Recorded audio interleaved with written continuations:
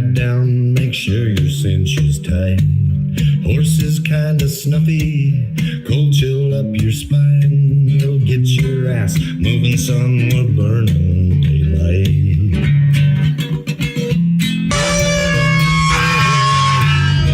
Howdy there, I'm Matt McKinley and we're burning daylight. In the saddle till the job's done right. Welcome to Burnin' Daylight, the only podcast for the working cowboy.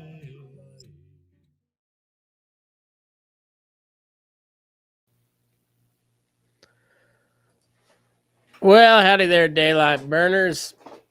Happy Monday. Hope you had a good Thanksgiving weekend. Hope you had a good Thanksgiving. I kind of ambivalent as to whether you ate turkey or not. I'd just as soon. Well, I don't give a shit what you eat. I eat beef, and we had a turkey, and it was all right, deep fried. And we had a fried elk steak too, which was pretty good, deep fried. It was an elk roast, and then we did just your standard tri-tip on the grill, kind of half smoked, half grilled, but it was good. And I gotta say, as far as all that goes, not to toot my own horn too much, but the beef was the best part of it. So yeah, if you had turkey, I hope it was edible. And yeah, anyway, the holiday season's fully upon us, and it's just been busy, and it's not slowing down for a little while, and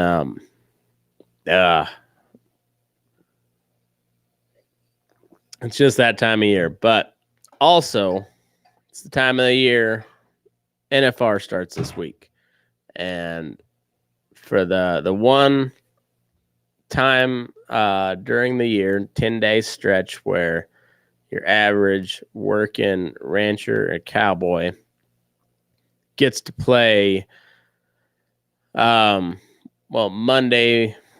I guess it starts off as Friday morning quarterback, because it starts on a Thursday, ends on a Sunday, a week and 3 days later or whatever. But you get to play Friday, Saturday, Sunday, Monday, all the way, all the days of the week, morning quarterback, except you're doing it from a place of true knowledge, and not that there's plenty of former football players that play Monday morning quarterback on years, and that's all well and good. When it's coming from a Cowboy standpoint, most of these guys that are playing Monday morning quarterback can rope, they can ride a bronc, and also a lot of those guys, should the rodeo competitor be put in their line of work, meaning going out to go punch cows out on the ranch every day, most of the time the ranch cowboy is going to outperform the rodeo cowboy in that environment. So we've got a little extra chip on our shoulder, and yeah, we could do that better. Maybe not do it better, but like you put them in our scenario, and they wouldn't last a day in my shoes. Wouldn't last a day. But it's a cool time to highlight rodeo, and it gets a lot of attention, not as much attention as we'd all like, and I guess for that matter, probably more attention than some of us would like. But it's a good time to highlight the American cowboy, even though it's not very representative of what your average cowboy is. It's still a good time, and I've never been to the NFR. Here, it's a great grand old time. I just as soon not spend any more time in Las Vegas than I absolutely have to. The few times I've been there have not treated me all that well, and I just don't care to go back. But the NFR would be one reason for me to go back. I just haven't gone yet. Last year, of course, it was it Dallas or Arlington? Was it at Jerry World or was it at Rangers Stadium? I can't remember. That was the first time since 86, I believe. Yes, 86. I just looked that up. That it wasn't in Las Vegas, and now it's back in Las Vegas this year. And honestly, I don't see it going anywhere. Nevada's a pretty strict COVID state as far as the state regulations go. Not that many people pay much attention to them out here in these rural parts, but I think COVID be damned. They weren't going to miss out on NFR again this year. That's a lot of money. A lot of people kind of make the NFR their gathering point for the year to see old friends and family and whatnot. But anyway, it's back in Vegas starting this Thursday. We're going to do some live watch alongs at least one night. We'll see how it goes that first night. We might do some more. We'll see. But that'll be streaming live all on Facebook and YouTube and wherever else you get all the shit. We'll try to have something there, but won't be able to show the broadcast itself, but you can watch along with us and we'll see what we can do. We'll try to do some cool stuff, but I wanted to talk about the history of rodeo. It's kind of considered the most American sport, and in a way it is. I don't know if you could say it truly originated in America, but then again, what did that we considered like truly American? As far as sports that originated truly in America, there's or in the Americas, there's like baseball. Not even really baseball, because that kind of was a derivative of cricket, which is an English sport. Hockey and lacrosse, I think, were probably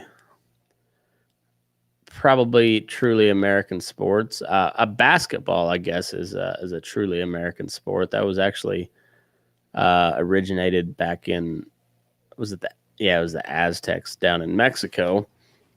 But rodeo originated really back in like the 1700s and the 1800s. And if we're going to be real technical, it is either a Spanish, I guess at that time would be a Mexican sport. When did Spain break off from Mexico? Probably right after the U.S. split off from England. So call it the late 1700s, early 1800s. So, however you classified, what we know as rodeo originated as competitions between different ranches back in old Mexico or Spain, now present day Texas, California, New Mexico, Arizona, the American West. So while it might not be a truly American sport, it is a truly American Western sport. The Western Americas is kind of where it originated. But the early competitions were mostly horsemanship, roping, and bullfights. They had some bull riding events, but being it was all derived of Spanish heritage for the most part.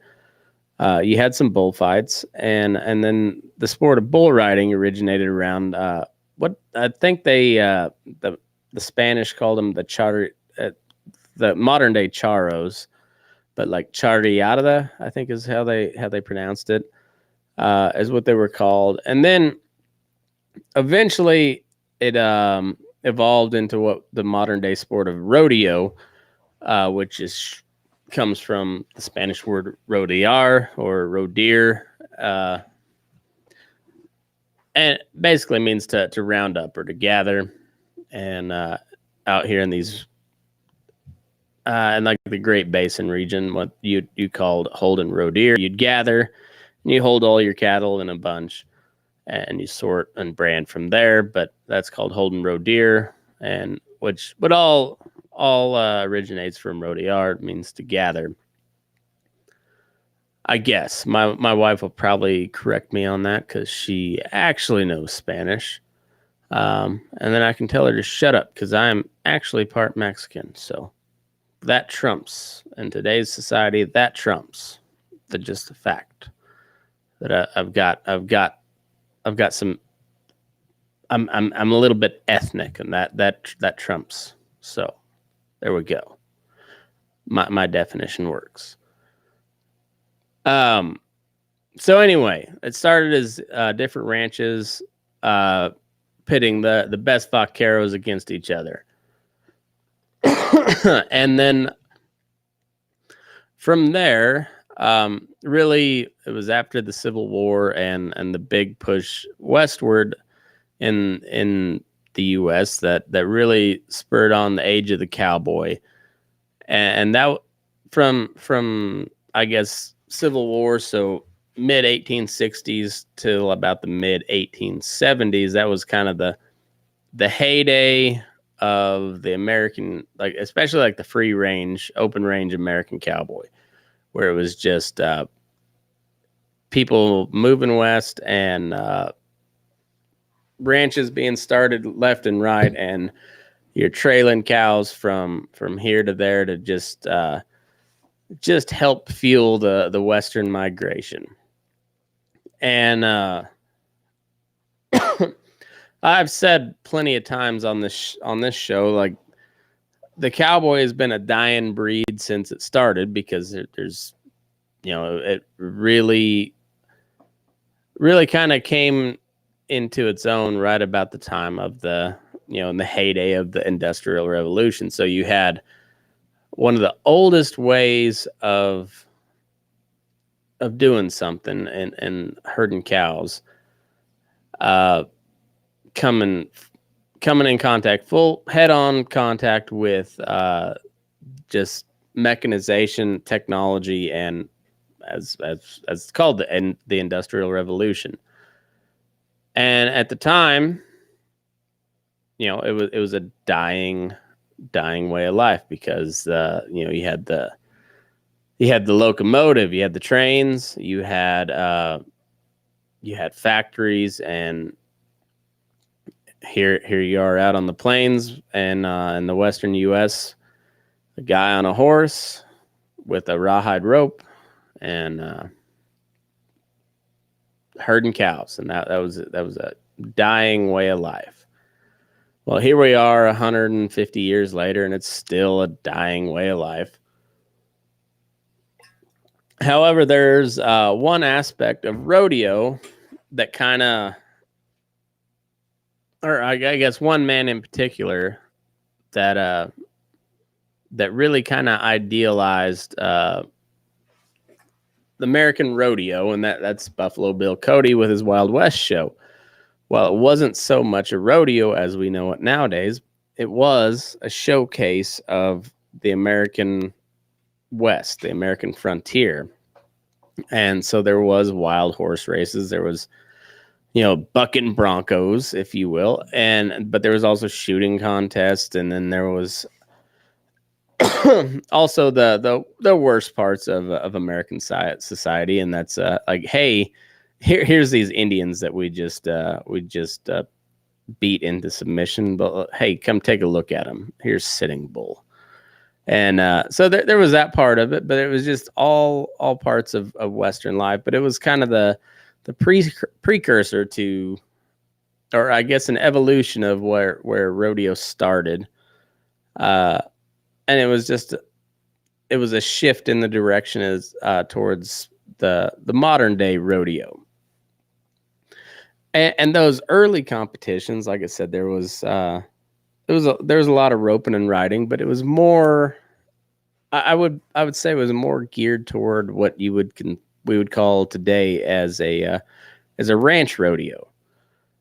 where it was more of a team aspect, and it was more practical, everyday tasks, a lot like what you'd see at a ranch rodeo today, where Buffalo Bill capitalized on what he already saw was a dying way of life, and instead of just trying to not only just save what was there, but to make others feel or to sense the value of it, and in doing so, he created that just almost never ending vision of like the dying breed, and that's the Cowboys. So I guess maybe that's maybe I should rephrase my statement that the Cowboy has been a dying breed since the Wild West show. I guess is kind of where I see as the American West taking on that nostalgic view, and that's kind of where it started, was the Wild West show. But from there, it got a little more fine-tuned, and these things were starting to pop up all over the place, and particularly they centered around the 4th of July. It's Independence Day, and that seemed to be when people would hold their gatherings, and though the 4th of July just was kind of a natural gathering time, and there's a lot of old rodeos, but the ones that really kind of stand out, the first one, I guess the town that really kind of takes hold of the claim of the first like organized rodeo is Deer Trail, Colorado, just east of Denver. And that one was said to have taken place in 1862. And then as far as the first annual rodeo, or the, I guess another one that kind of holds that title is Prescott, Arizona, which said was started in 1888, and that might have been the first one that paid or for a cash pot. Cheyenne Frontier Days was 1897. Pendleton Roundup was 1910, and the Calgary Stampede was 1912. The first year all of those happened. But it really wasn't until the 30s when we really saw like the modern sport of rodeo take place. And so it was in, let's see, it was the Rodeo Association of America. And started in 1929. This was a group of rodeo producers, and they formed to standardize rules, establish a point system to determine world champions, monitor judges, and establish fair practices in awarding prize money. And of course, seeing how that this association was made up of like stock contractors and the event or the venues and the people that put on the rodeos themselves, this caused a big backlash from the contestants, which were for the most part working cowboys, and the Rodeo Association of America, good point.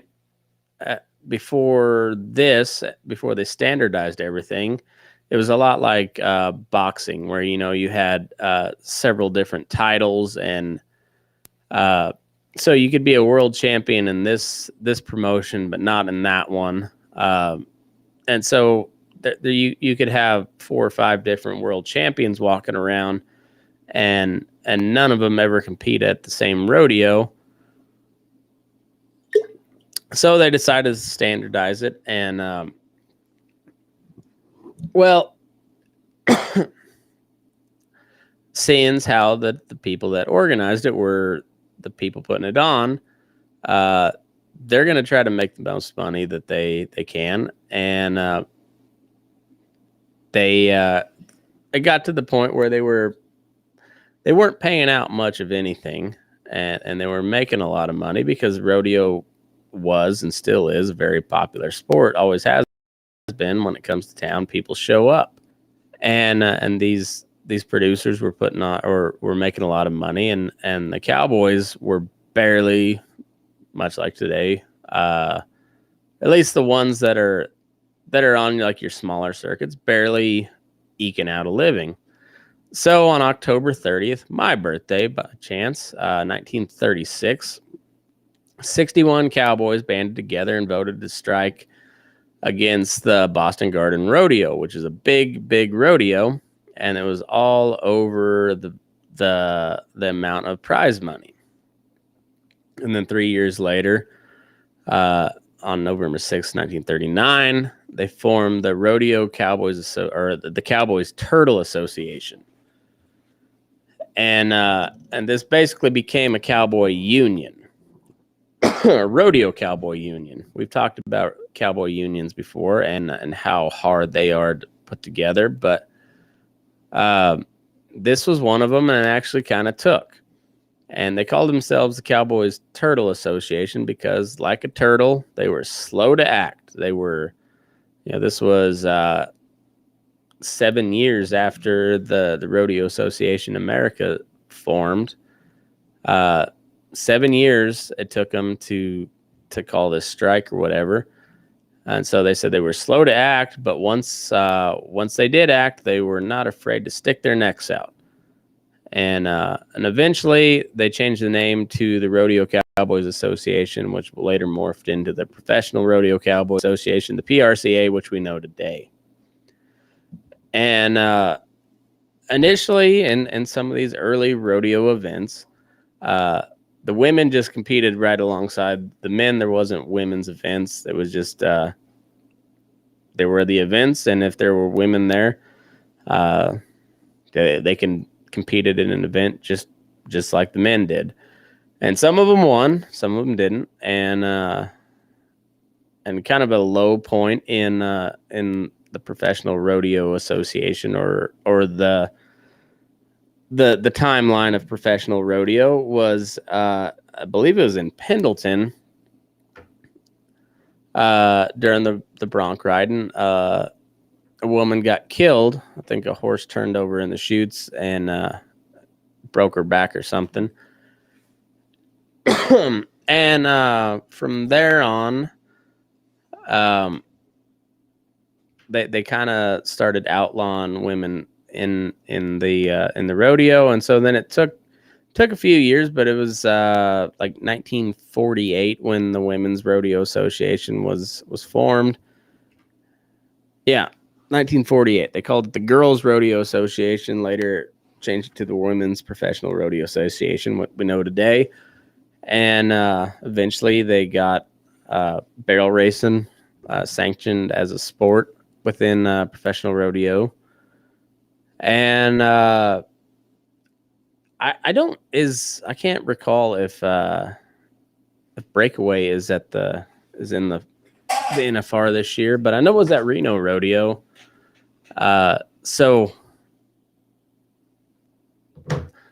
that I don't. I guess I could look that up real quick. But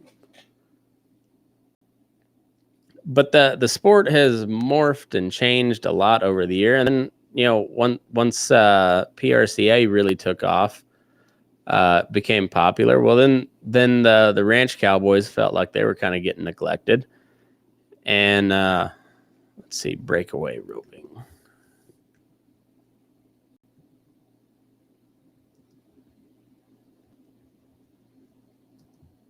NFR. Oh.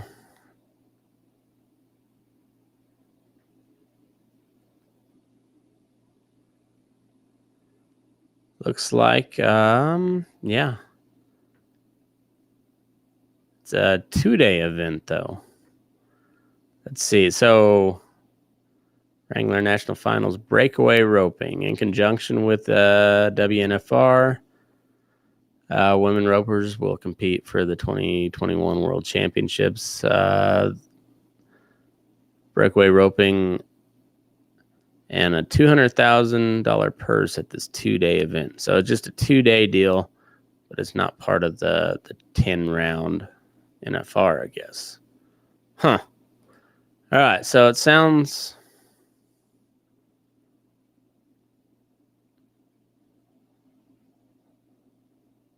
So they're doing the NFR. So it's top 15 people, but it's only a 2-day 10-round. So it's still a 10-round deal, but I wonder why that's not part of the main rodeo. Huh. So they're going 5 rounds on the 6th and 5 rounds on the 7th. Weird. So that's probably going to be part of the main show here pretty soon, I would imagine.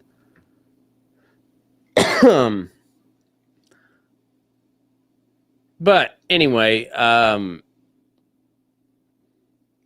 the women in the sport of rodeo goes all the way back to, as far as organized stuff, Annie Oakley was part of the Wild West show. There's been plenty of women bronc riders throughout the years, and now there's some. Well, they're not heavily, a big focus of the NFR itself. Out, they just got the barrel race, and there are some really, really handy women out there nowadays, and I guess there probably always were, but it seems like more often than not, you can find some really ropey or really sticky women out there. So I don't know. It's I've always found rodeo kind of interesting or just intriguing. Like I enjoy watching a good rodeo, but like a lot of stuff that revolves around cowboying, it gets very, very commercialized and strays quite a ways from the origins. And there's nothing against rodeo guys, but more often than not, when you find you meet somebody who's like that rodeos for their living, a lot of times they don't make the best the best actual cowboys, and it's, I don't know, it's one of those weird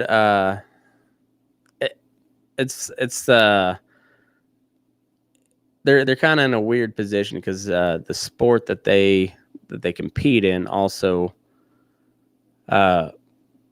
is derived directly from day-to-day life and a job, as opposed to like baseball. Baseball came out of sheer boredom, or football, same thing. It wasn't guys doing their job competing against each other. It was guys bored with their jobs, and they created something else to compete against themselves, or compete against each other. Where cowboying started out with like this ranch saying like, my cowboys are better than your cowboys, and that probably started from that ranch's cowboys saying like, hey, your buddy, like, I bet I can throw a loop from here to there. And the other guy said, I can throw a loop from here to there too, but I can make it turn over. The other guy says, well, I can do that on this young horse, and that horse is going to be bucking, and I can still do that. That's how it all evolved. And then as you see the PRCA take off, and the ranch cowboys feel like they get neglected, well, then they start their own rodeo promotion, and not even their own rodeo promotion, but they start their own new going. That's air quotes for everybody on audio, doing air quotes here. New form of rodeo, where they go back to more day-to-day type situations where you and they start the ranch rodeo, which really was like what the rodeo started out to be. But now we got a trailer loading. Back in the 1700s, there were no pickups, let alone trailers. So you didn't really have a trailer loading competition. So it's an evolution of the old ranch rodeo, but it's not new.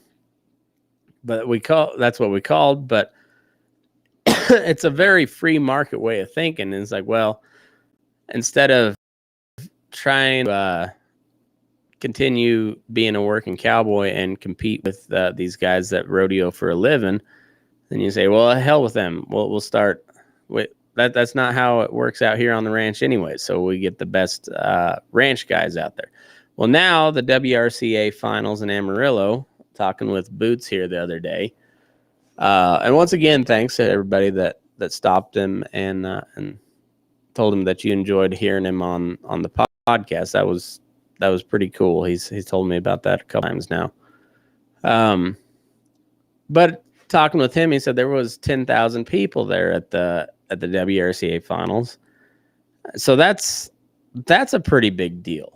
You have the Western States Ranch Rodeo finals right around that same time up in Winnemucca, and I don't think they have 10,000 people that go there, but that's a pretty big deal too, and it's just pretty cool how all those things come together. And then even outside the PRCA, you had the PBR, which branched off of that because the bull riders got butthurt because they felt like they were bringing in all the spectators and only getting a limited amount of the purse. So they started their own so that the bull riders would get more money. And now that's like that's got to be $1 billion industry nowadays. And you have one of the best in the world over there, JB Mooney, that's now coming back to PRCA because he feels like PRCA's more towards the roots of rodeo. And then even within all of that, you have like the CBR. You've got all the little state rodeo associations. You got college rodeo. You got Little Britches rodeo, and it's just it's funny how, and even within all that, you have different sports. You had the bull riding, obviously PBR, CBR, but you got the you got the World Series team roping. You got the U.S. Team Roping Association. You got the ACTRA Team Roping Association. You got the Feedlot Cowboys team roping. You've got all these different associations, and it's all based on I more often than not, it's based off of your geography, but all these different associations compete with each other, and a lot of cowboys are members of different associations, and it's very much a market-based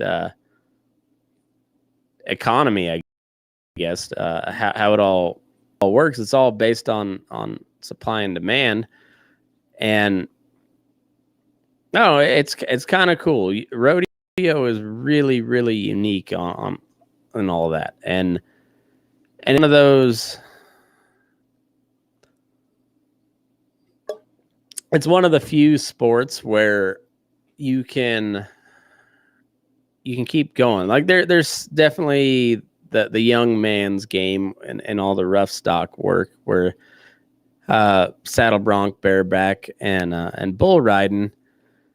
You got a pretty you got a pretty limited window of when you can compete, much like most of your other professional sports. Shit takes a toll on your body, but there's also events within that sport, say team roping, where Speed Williams and Speed and Rich Skelton and Speed Williams, shit, they were in their 60s, still going to NFR every year.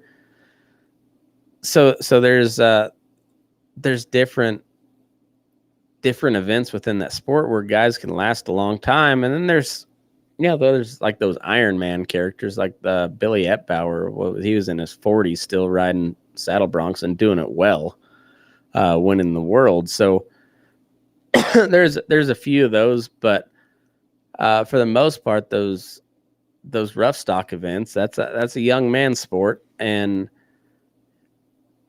there's those guys that hang in there forever. But you get onto the roping side of things, and especially team roping, guys hang around forever.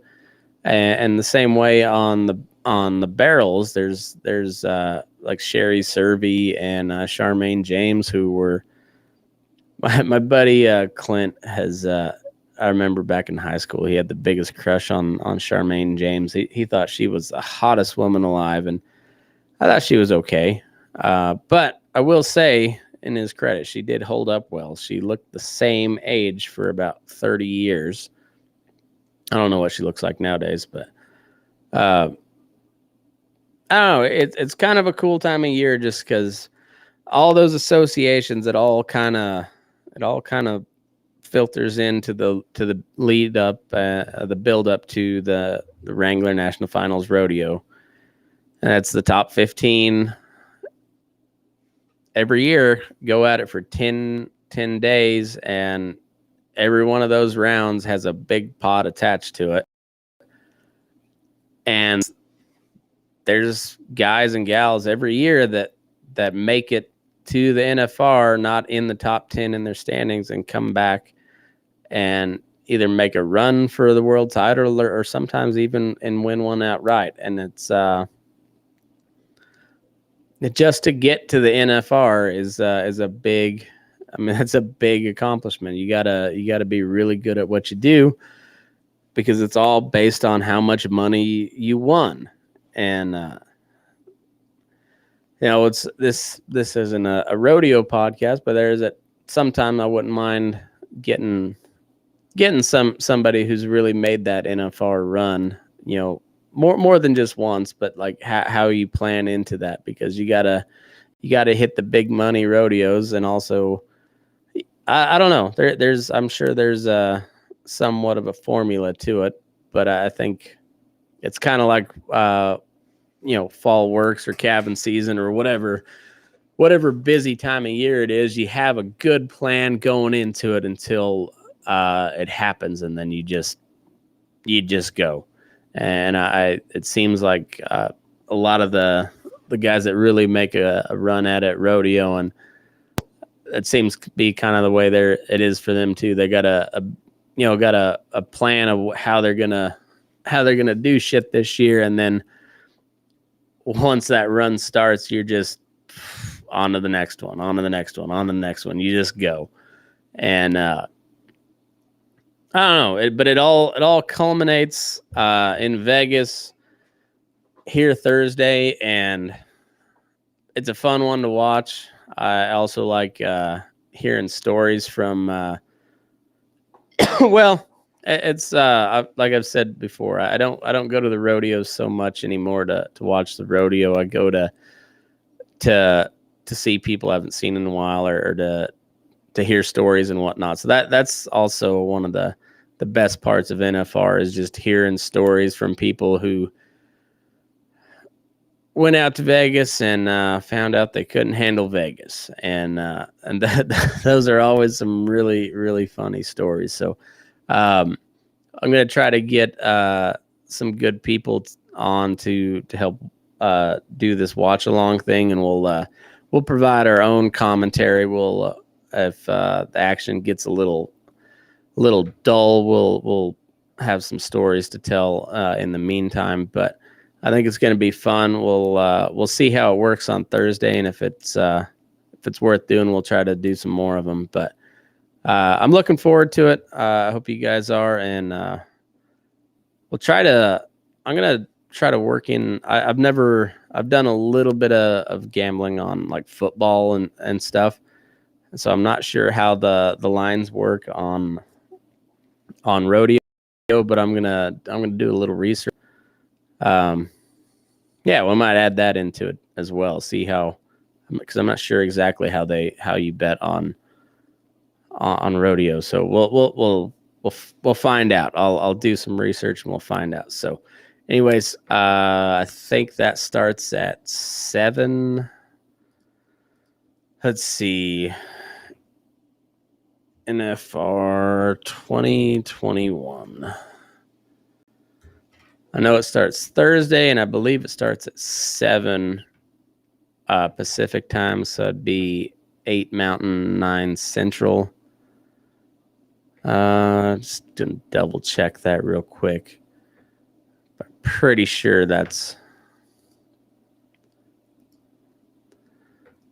all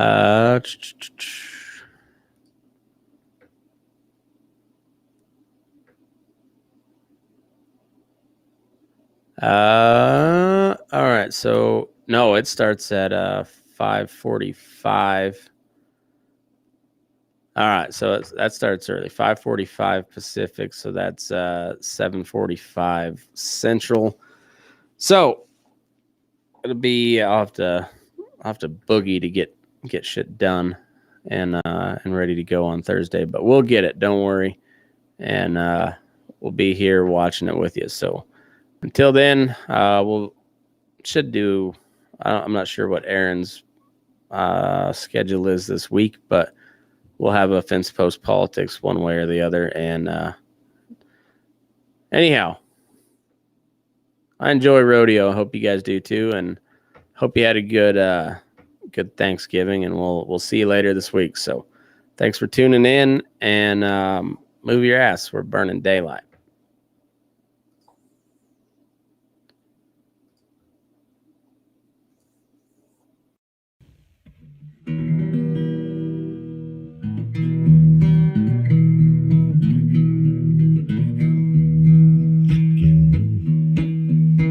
Your eyes up in the morning, beneath the stars so bright.